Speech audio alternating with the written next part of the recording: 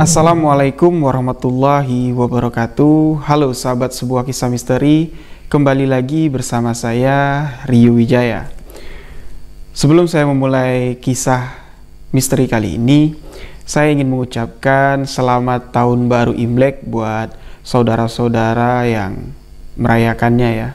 Gongsi Facai, semoga di tahun ini kita semua dimurahkan rezeki, diberi kemudahan dalam setiap urusan, dan mudah-mudahan kita bisa lebih sukses dari tahun-tahun sebelumnya.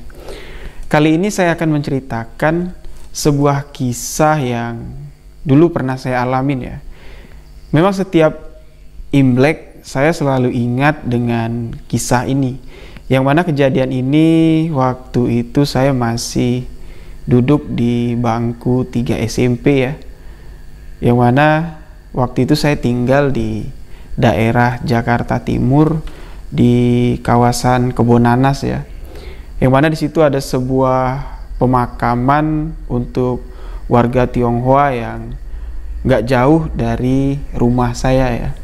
Jadi setiap tahun sebelum perayaan Imlek, banyak warga yang membantu warga-warga Tionghoa yang keluarganya dimakamkan di sana untuk membersihkan makam-makam yang ada di sana ya, dan nanti bakal diberikan ampau ya, karena telah membantu untuk membersihkan makam dari keluarga-keluarga mereka. Nah, di sini saya dulu pernah juga ya ikut dalam membantu proses pembersihan makam ya. Jadi saya dengan teman saya Doni ya, teman kecil saya bernama Doni. Jadi waktu itu sehari sebelum Imlek, saya main-main ke pemakaman tersebut, dan di sana ramai ya, warga ramai membersihkan makam-makam yang ada di sana, yang sedang dikunjungi untuk diziarahi ya. Jadi keluarga dari pemilik makam datang berziarah, dan di sana banyak sudah warga menunggu untuk mendapatkan ampau karena telah membantu membersihkan makam yang ada di sana.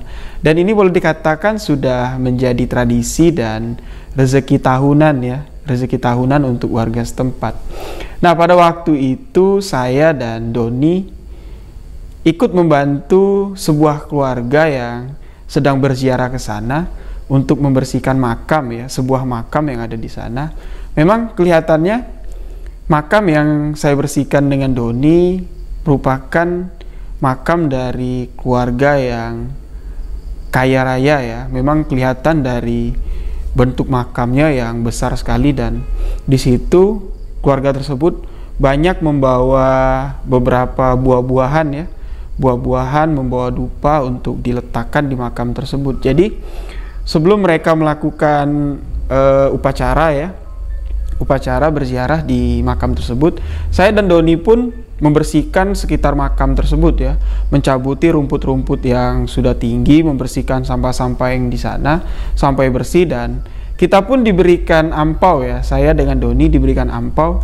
Kalau nggak salah waktu itu isinya saya dikasih 50.000 ya, dalam amplop merah saya dikasih 50.000 dan Doni dikasih 50.000. Memang waktu itu uang 50.000 bagi saya cukup besar ya, karena masih kelas 3 SMP dan senang ya mendapatkan ampau sebesar 50.000. Jadi setelah kita membersihkan makam yang ada di sana, mereka melakukan ritual ya, ziarah ya, entah apalah yang mereka lakukan. Saya melihat di sana mereka menaburi bunga dan menaruh beberapa beberapa keranjang berisi buah dan makanan ya, seperti kue seperti itu, ditaruh di sana, dan mereka pun mulai sembahyang ya, mendoakan keluarga mereka yang ada di makam tersebut. Jadi saya dan Doni memperhatikan apa yang mereka lakukan ya, apa yang mereka lakukan, dan akhirnya setelah semua kegiatan berziarah mereka lakukan, mereka pergi ya. Mereka pergi meninggalkan makam tersebut dan berterima kasih kepada saya dan Doni, dan mereka langsung pulang ya. Nah, di sini saya dan Doni melihat buah-buahan dan kue-kue yang mereka bawa tadi dibiarkan tertinggal di sana ya. Tertinggal di sana, dan saya juga nggak tahu apa maksudnya karena saya juga nggak paham ya. Baru pertama kali saya datang ke pemakaman Tionghoa dan melihat upacara mereka berziarah ya. Nggak tahu saya apa maksudnya.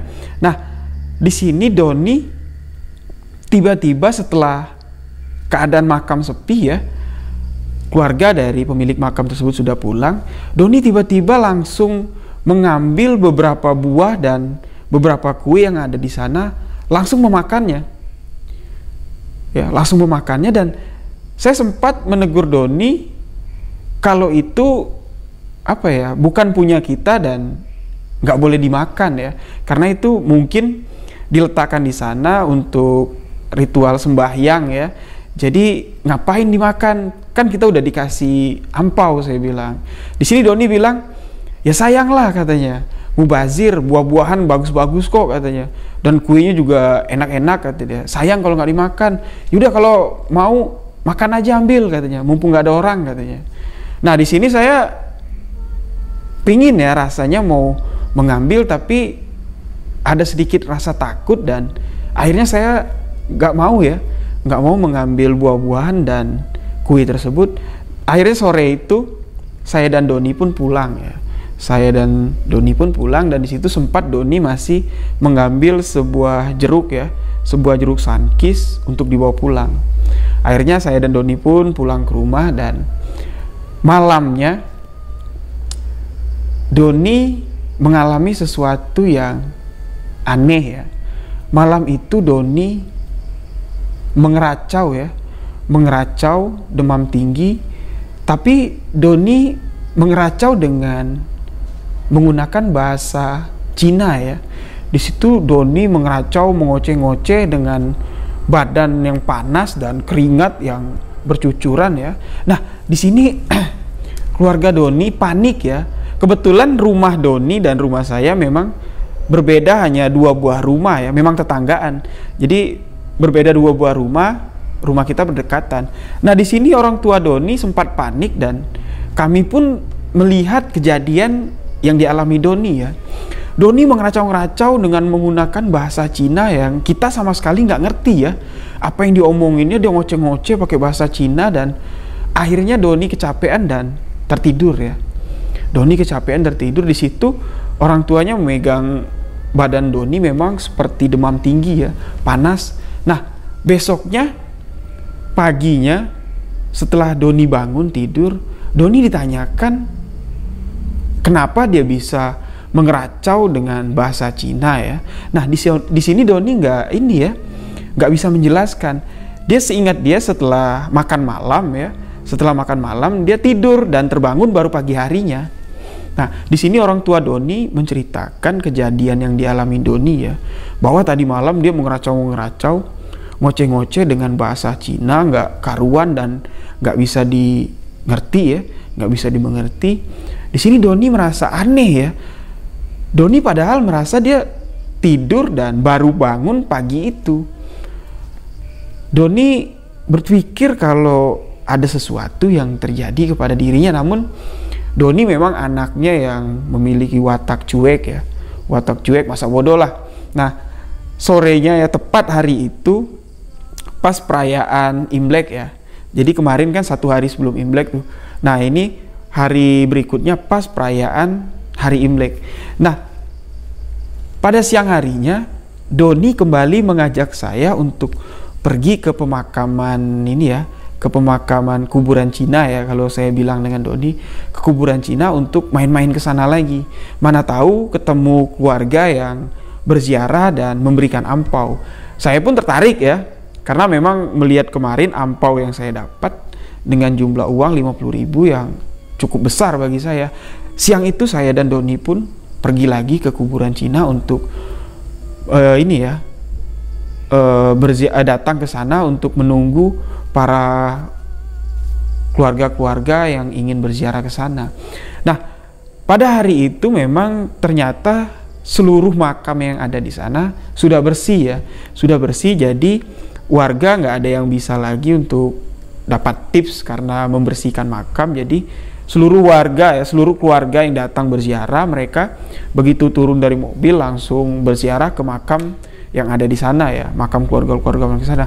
Seperti kemarin, kali ini mereka datang dengan rombongan yang ramai ya, dengan membawa lebih banyak buah-buahan, keranjang buah-buahan dan makanan untuk ritual ini ya, untuk acara sembahyang di makam tersebut.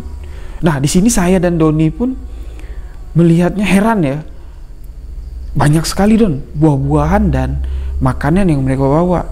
Ya baguslah, ini rezeki kita. Nanti kita ambil setelah mereka pulang. Saya diam aja ya, saya diam aja nggak nanggapin apa yang dikatakan Doni.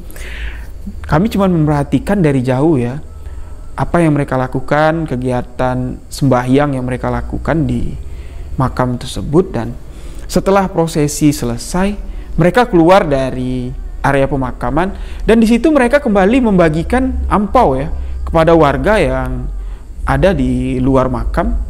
Mereka membagikan ampau. Nah, di sini saya juga mendapatkan 3 ampau dari 3 keluarga yang berbeda, sama juga dengan Doni, tapi nominalnya kecil ya. Kecil, hanya berisi uang 5 ribuan dan 10 ribuan. Tapi lumayan lah. Saya mendapat waktu itu 20.000 ya.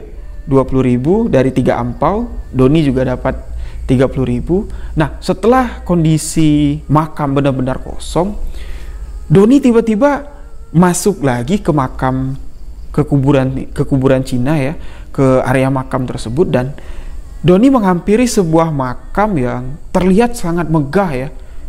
Besar makamnya dan di situ Doni mengambil sekeranjang ya. Di situ ada 4 keranjang, 2 keranjang buah-buahan dan 1 keranjang makanan, dan 1 lagi seperti ini ya, kue gitu ya, seperti kue yang ada kotaknya gitu, yang bertulisan Cina. Nah, Doni mengambil 1 keranjang penuh yang berisi buah-buahan. Setelah Doni mengambil dan keluar dari makam, Doni langsung mengajak saya untuk pergi ke belakang ya, ke belakang area makam tersebut, yang mana ada jalan kosong ya, jalan kosong dekat galian. Saya dan Doni pun duduk di sana dan Doni mengajak saya untuk memakan sekeranjang buah-buahan yang berisi apel, jeruk, pisang ya, masih ditutup. Dan di situ saya mengambil pisang ya, mengambil pisang, dan Doni dengan lahap ya, Doni dengan lahap memakan buah-buahan tersebut. Dan saya berniat untuk memakan pisang tersebut, tapi feeling saya sudah nggak enak ya, feeling saya sudah nggak enak karena ini barang milik orang lain dan kita ambil tanpa ini ya, tanpa izin. Di sini sekali lagi saya mengatakan kepada Doni, Don, apakah nggak marah nanti orangnya kalau buah-buahan yang ada di sana kita ambil, kita makan? Ya enggak lah katanya, nggak ada yang tahu juga kok kalau kita yang ngambil katanya kan. Tapi di sini saya bilang sama Doni, ya oke lah kalau orang yang naruh makanan tersebut nggak tahu, tapi kalau yang ada di kuburan marah gimana, saya bilang. Ah, di sini Doni ketawa ya, di sini Doni ketawa, ah ada-ada aja, nggak mungkin lah marah, orang itu cuman kuburan kok, kata dia. Yaudah nggak apa, makan lah, kata dia. Dan saya pun nggak jadi makan pisang tersebut. Saya taruh lagi. Nah, Doni makan habis buah-buahan tersebut, dan sore itu pun saya pulang bersama Doni. Dan malam harinya sekitar jam 10 malam terdengar suara gaduh ya dari rumah Doni ya, suara gaduh, teriakan dari ibunya, teriakan yang panik ya. Di situ Doni mengalami sesuatu yang aneh lagi ya. Di situ Doni kembali mengeracau dengan bahasa Cina ya, bahasa Cina yang nggak kita ngerti, dan kali ini Doni memanjat apa yang ada di rumahnya, lemari, naik ke atas kulkas dan bergelantungan di ventilasi pintu. Doni terus melakukan hal-hal yang aneh sambil mengoceh dengan bahasa Cina ya. Nah, di sini menimbulkan kepanikan ya. Keluarga Doni dan seluruh warga di sana pun menyaksikan apa yang dialami Doni. Nah, Pak RT menyarankan untuk memanggil Enci ya. Jadi di kampung kita ada seorang warga Tionghoa yang tinggal di sana dan membuka sebuah toko. Kita panggilnya Enci ya.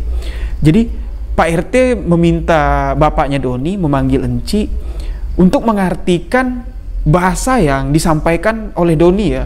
Karena memang kita nggak ada yang ngerti dengan ocehan yang dikeluarkan Doni dengan bahasa Cina ya. Jadi malam itu bapaknya Doni bergegas ke rumah Enci dan meminta tolong sama Enci untuk datang ke rumahnya melihat keadaan Doni ya. Nah, di sini Enci tersebut melihat sesuatu yang aneh ya. Sesuatu yang aneh ada di dalam diri Doni. Jadi di sini Enci mengatakan bahwa Doni sekarang sedang kesurupan, ya, sedang kesurupan arwah dari orang Tionghoa ya, arwah dari orang Cina. Nah, di sini si Enci mengatakan, bertanya kepada keluarganya Doni, apa yang sudah dilakukan Doni beberapa hari ini? Apakah Doni ada main-main di sekitar kuburan Cina? Nah, di sini saya langsung nyeletuk ya, saya langsung mengatakan bahwa memang dari 2 hari kemarin ya, kita bermain di area pemakaman Cina ya, di kuburan Cina, dan kita membantu membantu membersihkan kuburan yang ada di sana. Nah, di sini Enci bertanya kepada saya, apakah kalian di situ melakukan hal-hal yang salah seperti kencing sembarangan atau ngomong sembarangan? Nah, di sini saya bilang enggak, di situ kita cuma bersih-bersih dan setelah itu kita keluar dari area makam. Tapi Doni sempat mengambil beberapa makanan yang ada di sana dan memakannya, saya bilang. Nah, di sini barulah Enci itu tahu ya penyebab apa yang dialami oleh Doni. Ternyata karena Doni sudah lancang mengambil barang bawaan dari keluarga yang untuk disembayangkan di makam tersebut.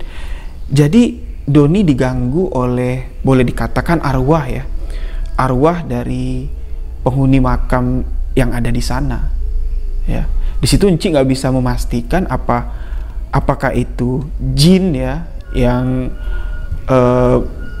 masukin ke Doni atau memang arwah-arwah yang ada di sana. Enci nggak bisa memastikan, tapi yang jelas Doni sekarang sedang kesurupan karena kesalahan yang dia perbuat. Nah, di sini Enci tersebut menyarankan untuk memanggil